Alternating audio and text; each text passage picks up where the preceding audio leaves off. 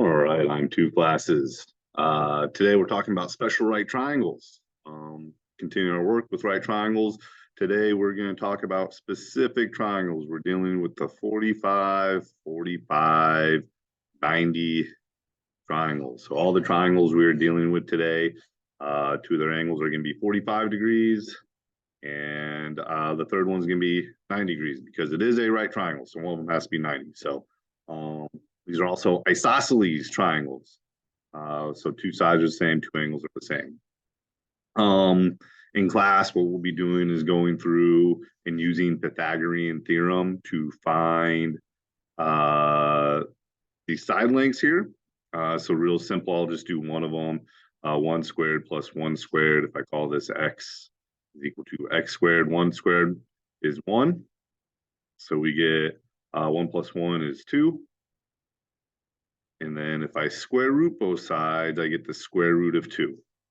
So x here, this hypotenuse is the square root of 2. And then what we're going to find is if you do it here, you get the square root of 8, which simplifies to 2 times the square root of 2.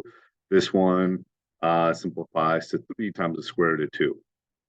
And so if you go through, and just for the sake of not working through a bunch of Pythagorean theorem problems for the video, you'll start recognizing this pattern with the 45, 45, 90 triangles, and that's the side length, right? So we have 2. You're just multiplying the side length by the square root of 2. And that's it. That is the shortcut that we'll be talking about.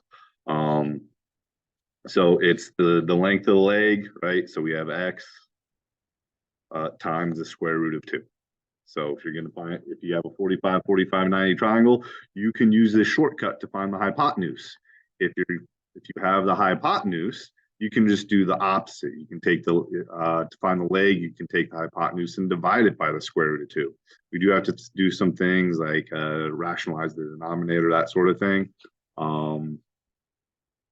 But we'll get into some examples.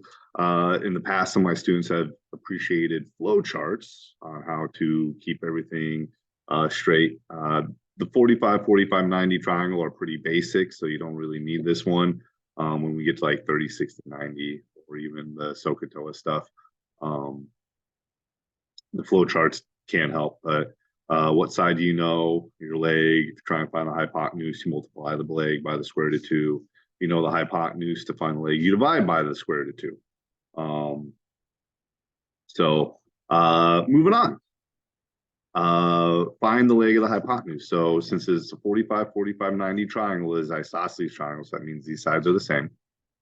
All right. That means this missing side length here, it's going to be 8, and I slap a square root of 2 on it, and I'm done. This one here, this one's a little bit tricky. We're still trying to find the leg. So my leg length is 3 times the square root of 2. I got to multiply that by the square root of 2 again, right? So let me do some highlighting to make it clear. So our leg length is here. I got to slap another square root of 2 on there. Here, I do need to simplify. So to simplify this, 3 times the square root of 2 times square root of 2. All right, if I put the parentheses around here, I can do that. I can regroup them because it's multiplication. You can see square root of 2 times square root of 2 is just 2. We've done that multiple times. Square root of 2 squared, or square root of 2 times square root of 2 would be square root of 4. It just works out to 2. So you have 3 times 2, and that comes out to 6. So you do need to simplify things if you can. This one here, so this one we're doing the opposite. All right. So to find, we know the hypotenuse, we're trying to find the leg. So I'm going to have my hypotenuse, I'm going to divide by the square root of 2. All right. This one's nice and easy because those just cancel out. So I'm left with 5. So these are 5. All right. This one's a little bit trickier. So I have 3. So this side length is going to be 3. Let me fix that. 3 divided by the square root of 2. You do need to simplify this. We need to rationalize the denominator. Again, this is something we have done before, so you can check out older videos for asking in class. But you are going to multiply top and bottom by the irrational number, the square root of 2 that's on the bottom. And so what we get here on the top, 3 times the square root of 2 is just 3 times the square root of 2. Square root of 2 times square root of 2 is 2. That doesn't simplify. We can't cross those out because this 2 is in a radical. The 2 on the bottom is not. So our final answer there is 3 times the square root of 2 divided by 2. So you do have to rationalize denominators when you can. So here now we're going to do 30, 60. Yeah. So the next thing we have is 30, 60, 90 triangles.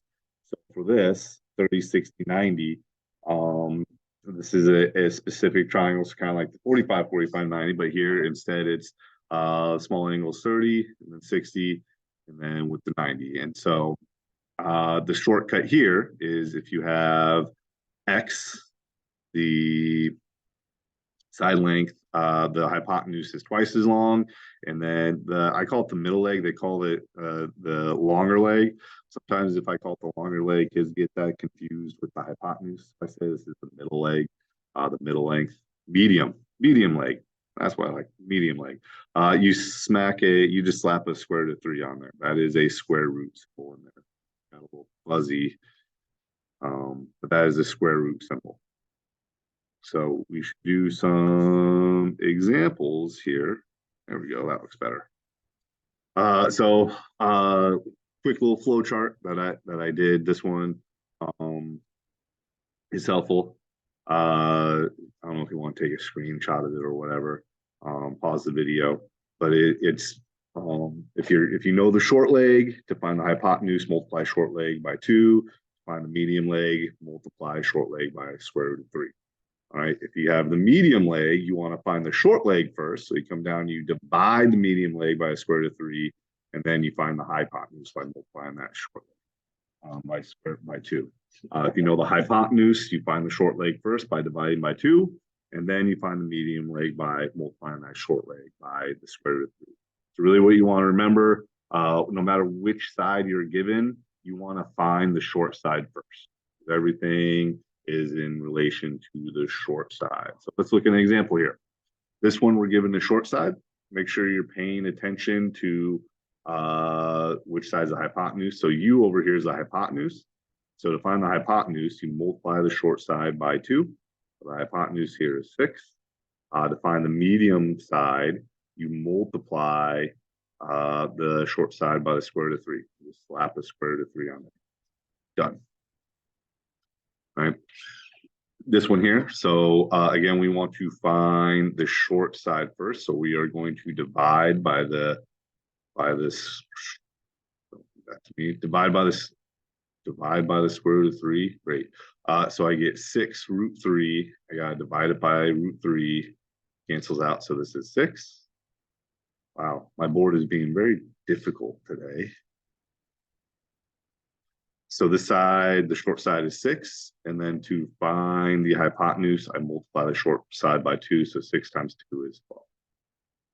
So those are the missing sides. All right. Here we're given the hypotenuse. So to find the short leg, I divide by 2. So 8 divided by 2 is 4. And then to find the medium leg, I multiply by the square root of 3. So I just slap a square root of 3 on there. And we're done. Another example. So here we are given the short side. So it's a fraction. So I need to multiply or find the hypotenuse. I multiply by 2. So 7 halves times 2. The 2's just cancel each other out. So you're just left with 7.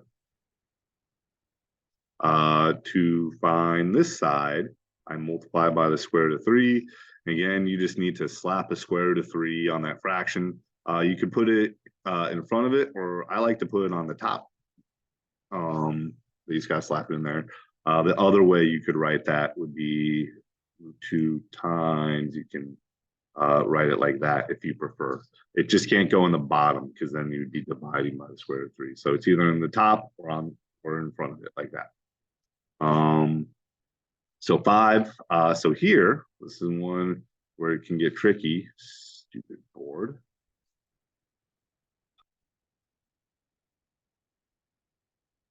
So to get to the short side, I need to divide by the square root of 3. So I'm going to do that over here.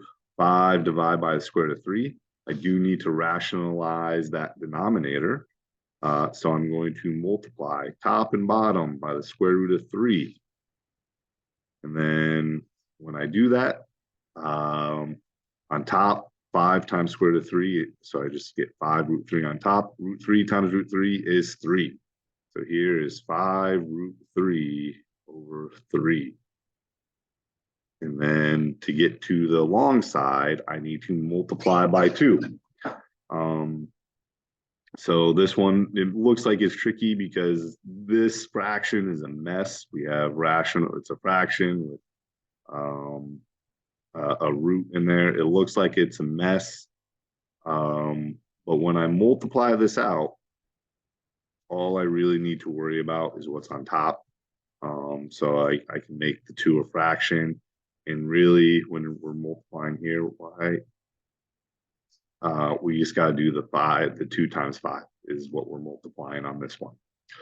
And so when I multiply that out, I get 10 root 3 over 3.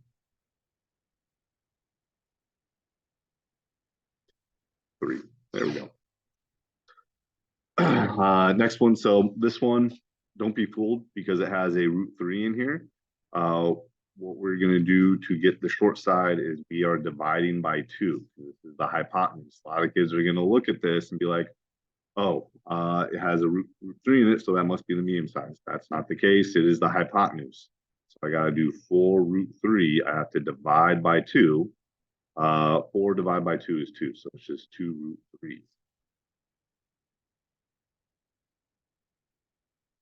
And then to get the medium side from there, I multiply by the square root of 3. So I'm going to do this one on the side. So 2 root, yep.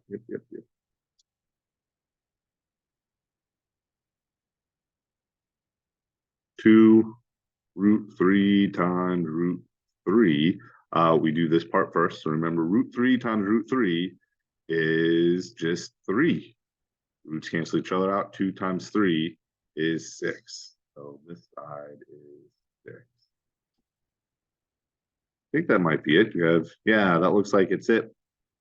So next time we will be continuing with right triangle. I think we're getting into right triangle trigonometry. Fun times. We'll see you then.